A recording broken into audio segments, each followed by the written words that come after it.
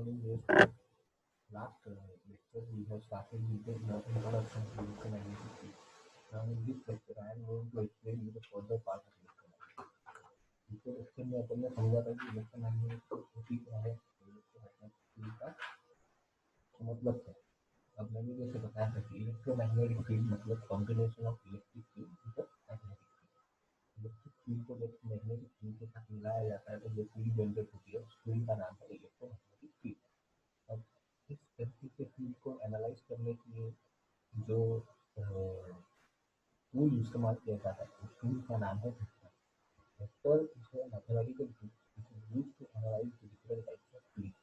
In this case, we are using the physical analysis of field by using vector. तो सबसे पहले अपने को ये समझना पड़ेगा कि ये वेक्टर क्या है। There are two quantities in general, where one is a scalar and another one is a vector. The quantity which only have a magnitude but not direction, ऐसी क्वांटिटी जिसको सिर्फ मैग्नीट्यूड है, डायरेक्शन नहीं, without direction, इनको बोला जाता है scalar quantity. और ऐसी क्वांटिटी जिनको मैग्नीट्यूड भी है और डायरेक्शन भी है, इनको बोला जाता है वेक्टर क्वांटिटी। जैसे अगर एग्जाम्पल के तौर पर देखा जाए तो अगर मैं आपका वेट पूछूँ, बॉडी की वेट आप, आप बोलेंगे सर मेरा वेट है 50 किलो, 60 किलो, 70 किलो, क्यों नहीं। और आप ऐसा बोलेंगे कि 50 किलो नॉर्थ से वेस्ट की तरफ, नॉर्थ से साउथ की तरफ, नहीं, वेट इज अ वेट, उसके लिए कोई आप डायरेक्शन नहीं दिया, ठीक है।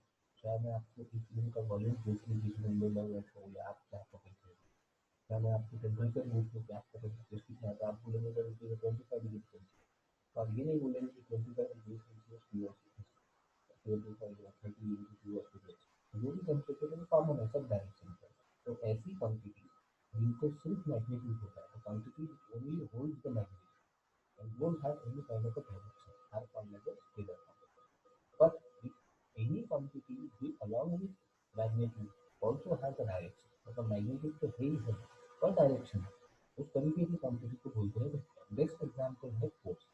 अगर मैं बोलता हूँ कि I am applying a 10 newton force on body A, एक बॉडी ए या एक मास है ए, उसके ऊपर मैं समझ लो 10 न्यूटन का फोर्स अप्लाई करता हूँ। पहला ऑप्शन तुम्हारे दिमाग में आएगा कि सर 10 न्यूटन कौन सा है। अगर मैं पूछता हूँ कि भाई बॉडी ए पे मैंने 10 न्यूटन फोर्स अप्लाई किया तो वो बॉडी किस डायरेक्शन में मूव करेगी, तो आप बोलेंगे सर आप पहले ये बताओ कि कौन से डायरेक्शन में आपने फोर्स अप्लाई किया। अगर आप फॉरवर्ड से फोर्स अप्लाई कर रहे हो तो सामने की तरफ जाएंगे, अगर वो आप रिवर्स से अप्लाई कर रहे हो तो वो पीछे की तरफ जाएंगे, अगर आप साइड से अप्लाई कर रहे हो तो अगर आप राइट साइड में अप्लाई कर रहे हो तो वो सामने राइट में जाएंगे, और लेफ्ट में अप्लाई कर रहे हो मतलब यहाँ पे डायरेक्शन बताना जरूरी है। यू कांट टेल कि मैं I am going to apply 10 metre, you have to tell the direction of that 10 meter. Then displacement. When I say that one person is moving from one position to another position, I have to define the position comes in this direction. I have to clear clearly north they are moving from A to B, in south they are moving from A to B. ठीक है, उसी तरीके से acceleration हो गया, velocity हो गया, ये हो गया वेक्टर क्वांटिटी। तो बेसिक डिफरेंस क्या बोलेंगे, अगर इसी क्वांटिटी को आपके मैग्नीट्यूड है और डायरेक्शन भी है वो स्केलर है, और अगर आपके क्वांटिटी को मैग्नीट्यूड भी है और डायरेक्शन भी है तो वो वेक्टर है। तो वेक्टर को समझने के लिए उसको रिप्रेजेंट कैसे करना ये समझ। तो वेक्टर को किस तरीके से लिखते हैं, तो वेक्टर को लिखने का एक बहुत आसान तरीका, you have alphabet A B C D E F G H I, आप पूछे किसी भी अल्फाबेट को कैपिटल लिख के अगर उसके ऊपर एक लाइन मार्क करते हैं, जैसे यहाँ पर ए बार है, ए उसको पढ़ा जाता है ए बार, तो किसी लेटर को कैपिटल लेटर के ऊपर अगर लाइन मार्क किया जाए या बार मार्क किया जाए तो उसको बोलते हैं वेक्टर। और वेक्टर हुज मैग्नेट, अब सबसे बेसिक वेक्टर जो होता है वो होता है यूनिट। यूनिट वेक्टर का लिए निकाला जाता है किसी भी वेक्टर की डायरेक्शन आइडेंटिफाई, तो कैसे मैं आपको आगे बताऊँ। तो यूनिट वेक्टर का मेन गोल है to identify the direction of the particular a vector whose magnitude is 1 and used to calculate the direction in form of representation।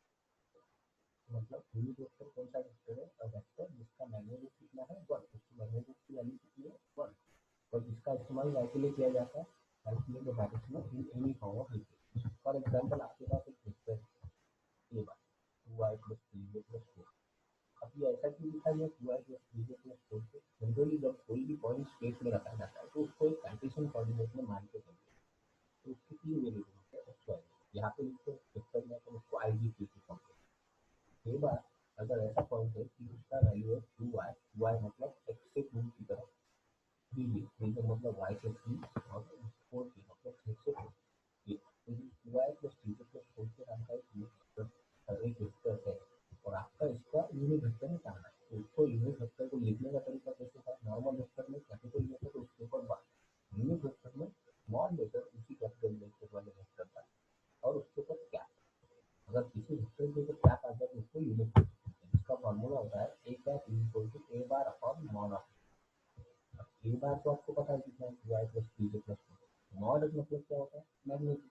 अब mod of x plus jy कैसे निकालते हैं अपन, दुनिया में mathematics पढ़ा है, मुझको पता है कि mod of x plus jy कैसे निकाला जाता है, under root of x plus y। यहाँ पे तो 3 है, x plus jy plus z, यहाँ पे अपने को निकालना पड़ेगा under root of first coefficient square second coefficient square plus third. पहला कोण है 2, दूसरा कोण है 3, तीसरा कोण है 4, तीनों का टू स्क्वायर 3 स्क्वायर 4। सॉल्व करने के बाद कितना आता है रूट 29। मुझे रूट 29 की ये तीनों को दे दीजिए, आप लिखते हो किसको इस तरीके से भी लिख सकते हैं, ए क्या इक्वल टू 2 बाय रूट 29 है, 3 बाय रूट 29 है एंड 4 बाय रूट 29। ओके, अब मेरे ख्याल से वेक्टर समझ में आ गया है, और उसमें यूनिट वेक्टर क्या होता है ये समझ। अब समझ लो कभी अपने को दो वेक्टर का एडिशन करना है, suppose we want to add the two vector, we are using the law of parallel. इसके एडिशन के अंदर में अपने को जो लॉ इस्तेमाल करना पड़ता है, उस लॉ का नाम है लॉ ऑफ पैरेलल। क्या है ये लॉ ऑफ पैरेलल, आप देखते हैं if a bar and b bar are the two different vectors, if a bar and b bar are the two different vectors, and we want to add according to the law of parallelogram, then the resultant will be r equal to a bar plus b bar is a diagonal vector between a bar and b। मतलब अगर आपके पास एक a बार नाम का ये vector है और एक b बार नाम का ये वेक्टर है, तो इन दोनों को आपको ऐड करना है, क्योंकि ये दोनों अलग अलग वेक्टर है तो आपको इसमें से डायगोनल काइंड ऑफ करना पड़ेगा, जिसकी वैल्यू होगी r is equal to a bar plus b bar, r का मतलब रिजल्ट। अब लॉ ऑफ पैरेललोग्राम का एप्लीकेशन क्या है, जब भी अपने इस two vector A bar and B bar use to parallelogram, आपको दो तीन चीजें आइडेंटिफाई करना है। जैसे आपने वो निकालना है एरिया ऑफ ट्रायंगल, तो एरिया ऑफ ट्रायंगल का मैथमेटिक्स में फॉर्मूला क्या होता है, half into base into height. यहाँ पे क्या आएगा, अगर वो वेक्टर है ए बार और बी बार, तो यहाँ पे आएगा half into mod of A bar cross B. ये mod of A bar cross B bar समझना बहुत जरूरी है, ठीक है। Also area of parallelogram will be, area of parallelogram will be A bar cross B bar. अगर area of triangle पूछा तो half into A bar into cross B bar, अगर एरिया ऑफ पैरेललोग्राम पूछा तो ए बार क्रॉस, तो दो फॉर्मूले अपने को याद रखना है, ठीक है। The vector products are divided into their basic categories as per their resultant. The products are divided into two basic categories as per their resultant. Scalar products or dot products. If A bar and B bar are any two vectors having angle theta between them, shown in figure. If A bar and B bar are any two vectors having angle theta between them, shown in figure. तो product मतलब होता है multiplication. अब mathematics में multiplication अपन simple multiplication करते हैं, 2 into 2 into 6, और vector में उस तरीके का मल्टीप्लिकेशन डायरेक्टली वेक्टर में दो तरीके के मल्टीप्लिकेशन, एक है स्केलर प्रोडक्ट या स्केलर मल्टीप्लिकेशन जिसको डॉट प्रोडक्ट करके भी बोला जाता है, और एक है वेक्टर प्रोडक्ट और क्रॉस प्रोडक्ट, उसी को क्रॉस प्रोडक्ट। अब ये मैं समझाता हूँ। डॉट प्रोडक्ट मतलब रिप्रेजेंट करते हैं अपन एक बार डॉट बी बार लिखते हैं, तो अगर समझ लो अपने पास दो वेक्टर है, एक है ए बार दूसरा है बी बार, तो दोनों के बीच में एंगल है, आप लोग को इसका फॉर्मूला बनाना है, ठीक है। तो ये फॉर्मूला तो आपको समझ में याद रह जाएगा, क्योंकि mod of A bar into mod of B bar into cos, तो ये आया है।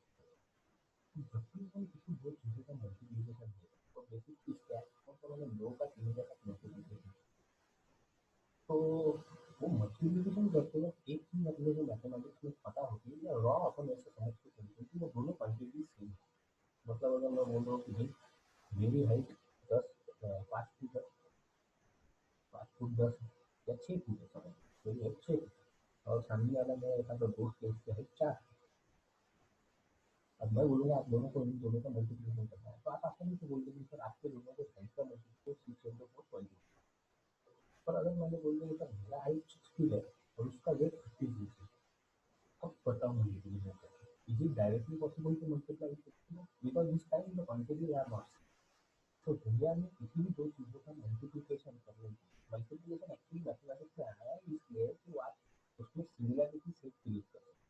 तो दुनिया में किसी भी दो चीज़ों का मल्टीप्लिकेशन करने के लिए आपको उनका डॉट प्रोडक्ट लेने के लिए आपको उनको सेम क्वांटिटी पे रखना चाहिए। अब यहाँ पे डायग्राम पे देखेंगे तो ए बार अलग जा रहा है, बी बार अलग जा रहा है। तो अपने को क्या करना पड़ेगा? ए बार का प्रोजेक्शन प्रोजेक्शन मतलब उसका शैडो बी बार पे लेना पड़ेगा और बाकी उन दोनों को इक्वल लाइन पे लेके कंपेयर करना होगा। क्या करना होगा? मल्टीप्लाई।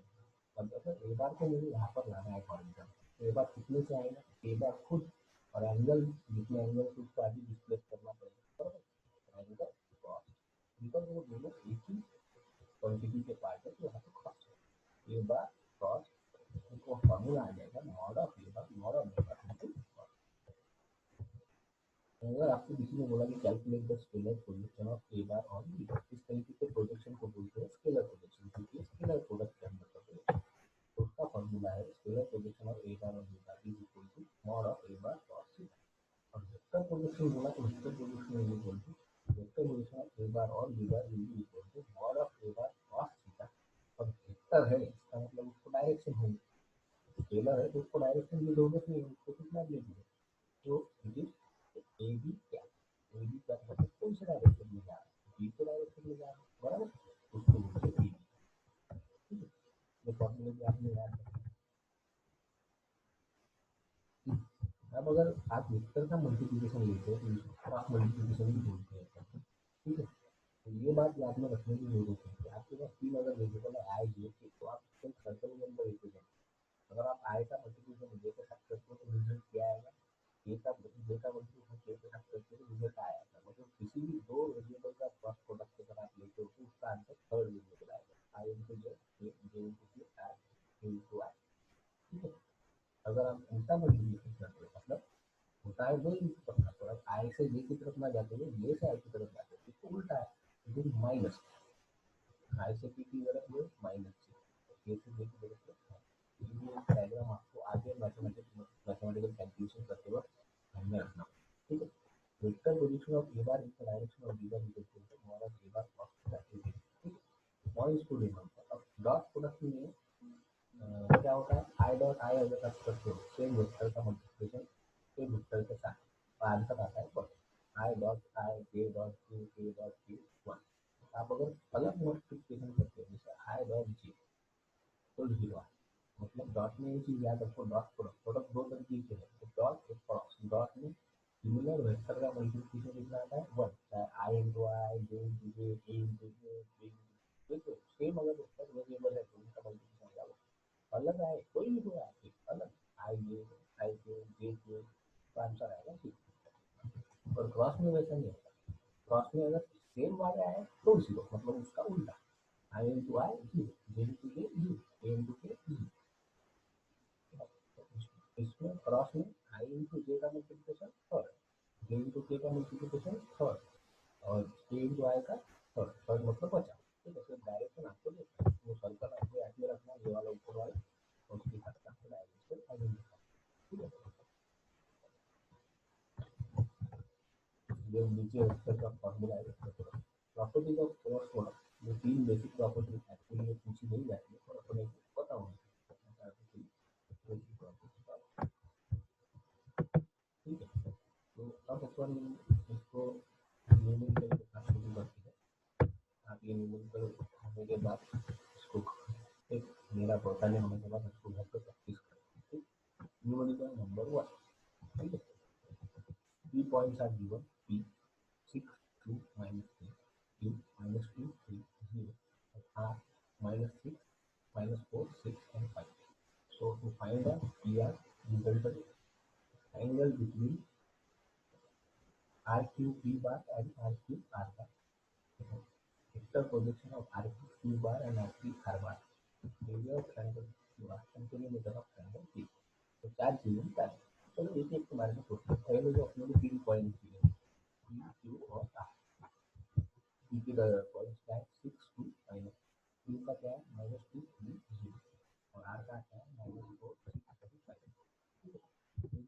इनको ट्रायंगल के फॉर्म में लोकेट कर देते हैं कि 6 माइनस 6 का मतलब समझता है ना आपको क्या? 6 मतलब x is equal to 6, y is equal to 2, z is equal to minus 4 minus 6, तो साइन का कैसा है? x is equal to minus 4, y is equal to 6 and z is equal to, इन तीनों पॉइंट्स को आप क्या करते हैं? डिवाइड करते हो ट्रायंगल में। सबसे पहली चीज पूछा है आपको एंगल बिटवीन क्यू की बार, आर क्यू की बार मतलब आर मतलब रिजल्ट, तो आप सीधे डायरेक्टली इसको क्यू की बार नहीं बोलते। तो क्यू की बार कभी भी अगर आपने को दो वेक्टर पूछा है ए बी बार, तो उसमें आता है फाइनल माइनस इनिशियल। क्यू की फाइनल कौन है? की बार माइनस क्यू बार। तो की बार की वैल्यू आपको पता है 6 2 माइनस 3 लिख दो, 6r plus 2j minus 3j। और क्यू की भी पता है आपको -2 3 0 -2 प्लस 3j प्लस 0। इसमें से इसको हटाना है, 6 माइनस ऑफ -2 कितना होता है? प्लस, तो 6 प्लस 2 कितना आएगा? 8। 2j minus of 3j minus j, minus 3j minus of minus 0, तो उसको तो कुछ फर्क पड़ेगा माइनस। ये आ गया आपका आर क्यू की बात। तो आपको क्या बोला है? You have to calculate the angle between R Q की बात, ठीक है। तो उसके लिए मॉड का काम पड़ेगा, मॉड निकाल लेते हैं, under root of 8 square minus 1 square plus 3 square, तो आंसर आ गया 7 देखो कैलकुलेट निकालने वाला था 8.60। उसके बाद दूसरा वेक्टर निकालना पड़ेगा R Q R. Q R में से फाइनल कौन है? आर। स्टार्टिंग कौन है? R sorry Q. तो R R bar minus R Q bar, R bar minus Q bar. पहले आर बार लिख दिया, आर बार क्या है? -4r plus 5 -4r plus 6j plus 5j minus minus of 2r plus 3j plus 0, ठीक है। तो ये हो गया आर क्यू आर। इसको भी मॉड निकालते हैं, दोनों मॉड निकल गए। तो फॉर्मूला क्या है? डॉट प्रोडक्ट का। आपको एंगल निकालना है, तो एंगल का फॉर्मूला है A bar dot B bar equal to mod of, टेलर प्रोडक्ट का फॉर्मूला आपने देखा ना अभी, A bar dot B bar equal to mod of A bar into mod of B bar equal to cos theta, ये भी चाहिए theta. ये mod of A bar mod of B bar इधर लेके जाना पड़ेगा, यहाँ पे मॉड ए बार बी बार को नहीं है, यहाँ पे है क्यू की बार और क्यू आर बार। तो आर क्यू की bar dot R Q R bar equal to mod of जो दोनों का डॉट है उनके मॉड आर क्यू की bar plus R Q R bar into cos theta. तो कॉस थीटा क्या आ जाएगा? ये समझ में आएगा, आर क्यू की bar dot R Q R bar divided by mod of R Q की बार इनटू। अब आप मॉड के तो वैल्यू आपके पास है, पहले का वैल्यू आया था 8.6, दूसरे का आया 6.8। तो आप इन दोनों का डॉट लेना है, डॉट लेना है मतलब वही लिख लो। आर क्यू की बार का वैल्यू कितना था? R theta minus J minus 2 minus 2r plus 3j plus 5j, ठीक है। तो आई का मल्टीप्लिकेशन आई के साथ, जे का मल्टीप्लिकेशन जे के साथ, के का मल्टीप्लिकेशन 8 इंटू -2 माइनस 16 -1 इंटू 3 -3 और -3 इंटू 5 -6। तो -16 -3 -16 मिलाकर कितना हो गया? -32। डाल दो फॉर्मूला में, -32 डिवाइडेड बाई, आपको कैंसिल एंगल मिल जाएगा। एंगल अपने टाइम में निकालना चाहिए। तो पहला वास्तव में चाहिए, फिर आता है vector projection of R Q bar R Q R bar, B का वेक्टर प्रोजेक्शन निकालना चाहिए। और देखो सेम नहीं है, ये आर क्यू पी था और ये आर पी क्यू है, दोनों में फर्क। क्यू पी मतलब P bar minus Q bar और पी क्यू मतलब Q bar minus Q bar, क्योंकि यहाँ पे फाइनल को भी Q bar, final minus Q. ये दूसरी केस में भी जाना पड़ेगा अपने।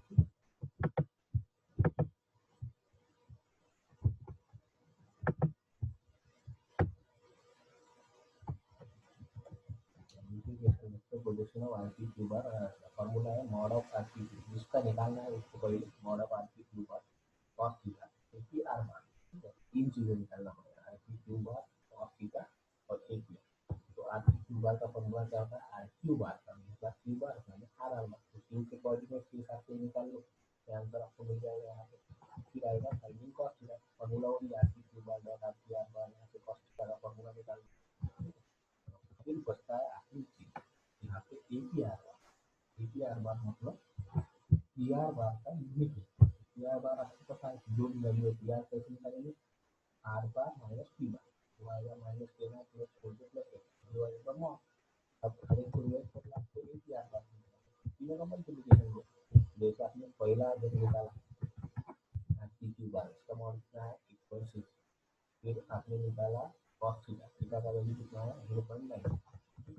इन दोनों का मल्टीप्लिकेशन कर दो 0.9 और ये इसको मल्टीप्लाई करके बाहर पहले मल्टीप्लाई करते हुए कम कम कर देंगे।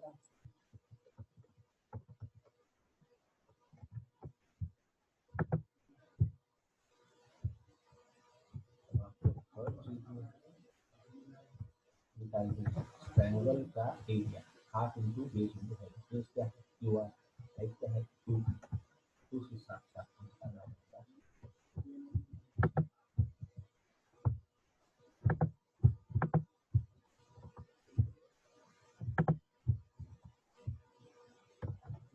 ठीक है, एरिया बेस इंटू हाइट, तो half into base into height, तो बी क्यू है उसका बेस, जो ट्रायंगल का बेस है, और क्यू आर है उसका हाइट। ठीक है, तो पी क्यू बेस हो गया उसका और क्यू आर हो गई इसकी।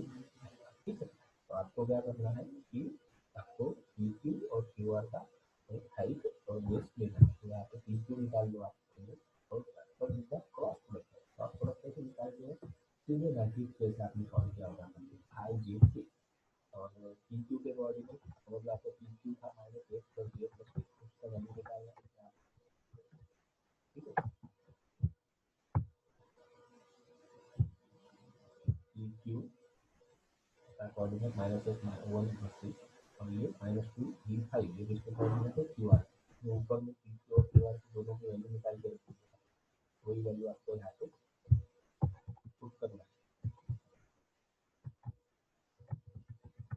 पी क्यू का और क्यू आर का वैल्यू आपको यहाँ पे पुट करना है, और ये वैल्यू पुट करने के बाद आपने ये वाला वैल्यू यहाँ पर निकाल के रखा था ऑलरेडी। हाँ, ये वाला, तो आप इसका मल्टीप्लिकेशन कराएं। मल्टीप्लिकेशन का तरीका कैसा है, जैसे पहले first we are calculating for I, I वाला रो और आई वाला कॉलम छोड़ दो, first diagonal minus second diagonal, 1 into 5 5, 3 into 3 9, 5 minus 9 minus 4, तो ये आंसर आ गया माइनस 4 जी, आंसर आ गया माइनस जी। सेकंड वेरिएबल का मैट्रिक्स में कैसे लिखते हैं, आएगा पिक्चर माइनस इसका कॉलम इसका रो छोड़ दो, minus 8 into 5 minus 40 3 into minus 2 minus 1 minus plus, और थर्ड आ गया वेरिएबल के, ये रो और ये कॉलम छोड़ दो, तो इट इज माइनस 24 प्लस 2। ठीक है, सॉल्व करने के बाद आपका आंसर आ गया 4 आया। तो इसका मॉड लेना है, माइनस 4 है प्लस 24 है, प्लस 4 का स्क्वायर 24 करेगा, आंसर आएगा 40 इसका हाफ मतलब 20.34, ये आ गया आपका आंसर। तो पेरीमीटर ऑफ ट्रायंगल मतलब ब्रेड इंटू हाइट, तो जितना आपने पीक्यू इंटू आर निकाला था वो हो गया उसका पेरीमीटर ऑफ हाइट।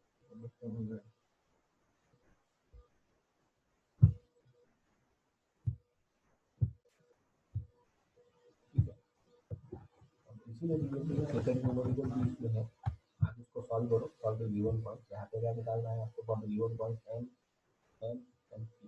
पहले आपको क्या करना है, ट्रायंगल बनाना है एम एन पी नाम का, तो ये पॉइंट को मार्क करना है 1 2 1 minus 2 1 3 minus 1 2 4 0 minus 2 minus 3 minus 4।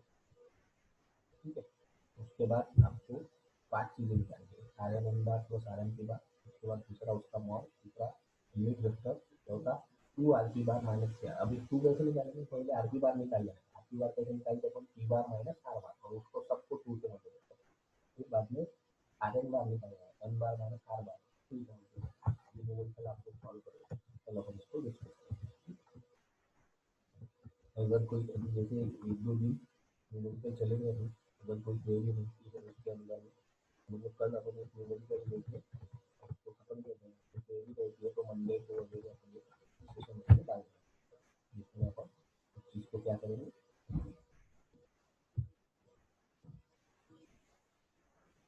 Revise करेंगे। तो आप न्यूमेरिकल को सॉल्व करते हैं, कोई दिक्कत है तो मुझे पर्सनली पूछ सकते हो, एक लाइव सेशन लेकर हम उसको सॉल्व